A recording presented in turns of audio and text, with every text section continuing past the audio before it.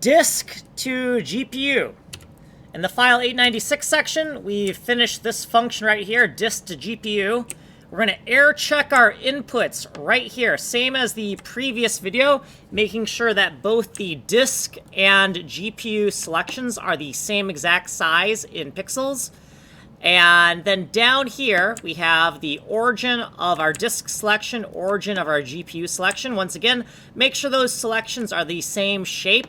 The number of pixels, the local index of our pixel, the local x and y, and then we have the x and y coordinates of our disk memory pixels and our GPU memory pixels. We also have the index and component addresses here, the one-dimensional coordinates of these two-dimensional coordinates here. We're going to loop through every single local index of pixel, 0 to number of pixels minus 1, get the local xy coordinate, add that local xy to the respective top left origins to get a global disk pixel and a global GPU pixel. We're going to make a correction here, which really belongs in a different function, and then down here we're going to convert the xy coordinates into pixel indexes and convert those pixel indexes into component indexes before using this helper function to copy disk memory to GPU memory. So here is our selection of our pixel using the component index, and then here is the bit selection for the disk,